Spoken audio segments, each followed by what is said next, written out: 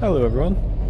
Have you ever looked at a tugboat that's helping a ship get it into position and wondered what that looks like from on board the tug? Well, in this video I'll give you a look at what's going on. Today we're on board the Sally McLaughlin. This is a medium harbour tug by McLaughlin Shipping, and we're going out to help the LPG tanker Angela. To start with, leaving the berth, we get all the ropes off the boat, holding us to the quay. Keep the gates closed, make sure they don't swing open while we're out working, and it also means then it keeps us a wee bit safer because you are less likely to fall off the side when you're walking around.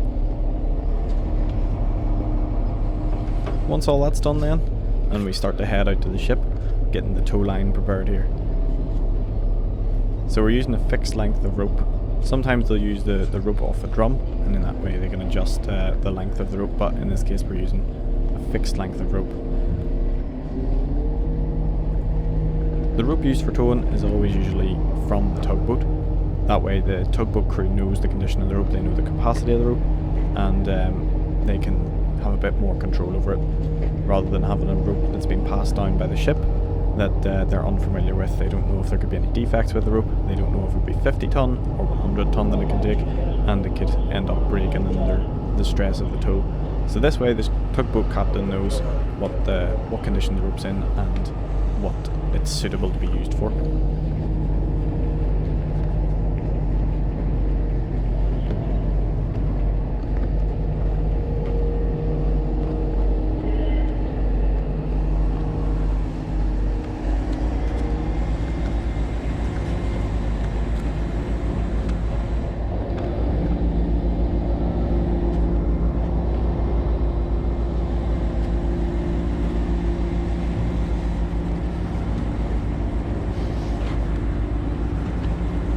So here I'm flaking the rope out on the deck just to get it all sitting nice and neat, and this way when the rope is pulled up by the ship's crew, it just all unravels nice and neatly and they can put it in. It means no one needs to be on deck as well feeding it out to them as it's being pulled up, which means there's less chance of any sort of hazards of it swinging across the deck unexpectedly, hitting the crew then.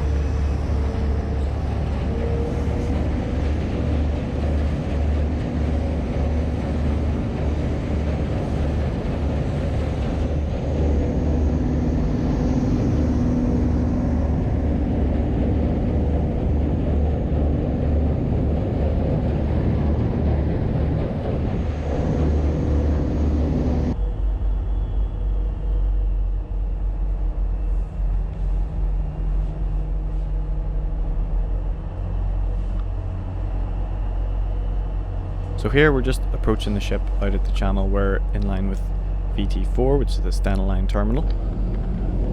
The ship's crew then pass us down a heaving line, and then this gets attached onto the main tow line. The heaving line's passed down rather than trying to throw up the big heavy tow line, and this way the crew can manage it a bit better. So I just get the first little bit fed out to them, and then I can get off the deck and out of the way.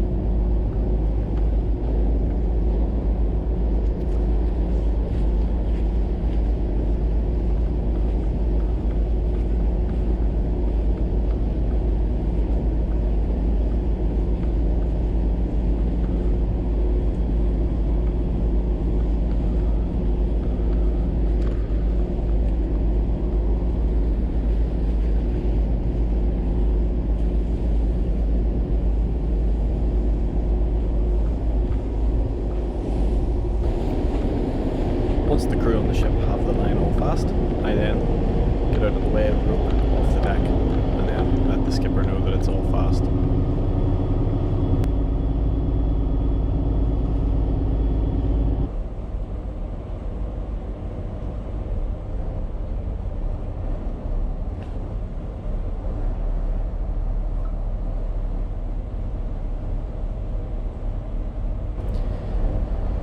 Here then, the skipper has taken the tug away from the side of the vessel, and then we're coming around to pull from the port beam.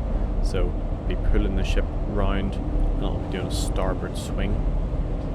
Hey Sally, on the port beam there, so just spin and wait. I'm waiting, port beam line.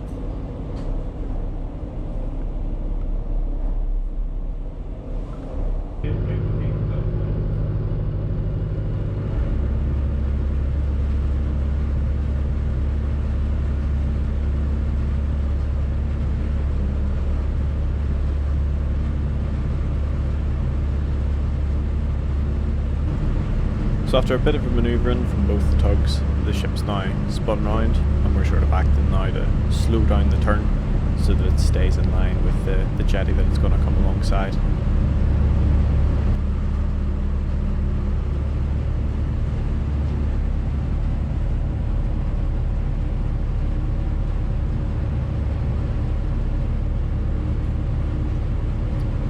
I still haven't been working on tugs for that long, so I'm still getting used to the boat being sort of jolted instead of just the usual kind of movement of a boat when it hits waves. So always hold on tight. Yeah. Now we've been directed to do 10 tons straight back, and that's basically acting like a brake to slow the ship's forward movement as it comes in, just to slow it down coming up to the jetty, and you'll hear the lovely noise of the big supercharged engines. Sally, 5 tons, ready, sir. Sally, 5 tons.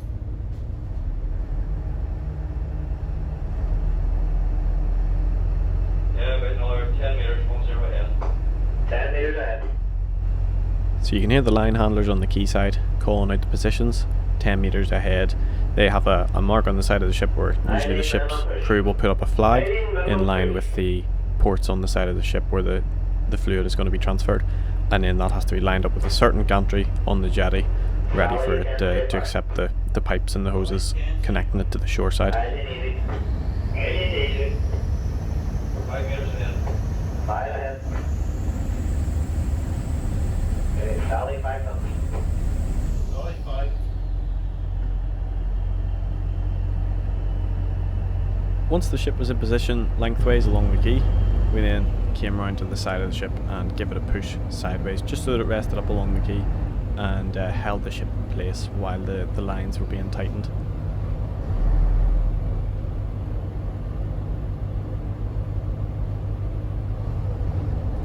So now both tugs are up alongside the ship, and then they're basically acting as bow and stern thrusters.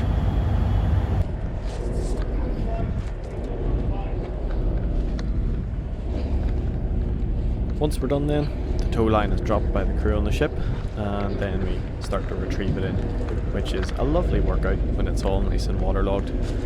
And then once it's all up on deck, we start to put it back over the bollard, just where it came off. Just keeps it out of the way and make sure there's no tripping hazards on the deck.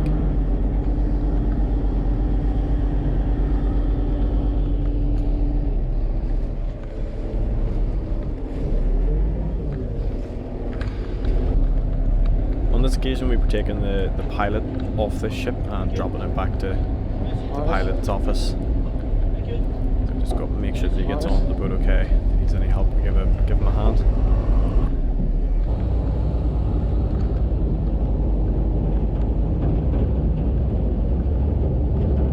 Hope you've enjoyed this video, and hopefully it's given anyone that wasn't sure a better look at the sort of perspective of being on the tugboat when we're helping the ships come alongside. And I'll try and make a few more videos covering this kind of thing, looking at different ships and different berths where we're sort of performing the task slightly differently. But yeah, thanks for watching, and I'll see you in the next video.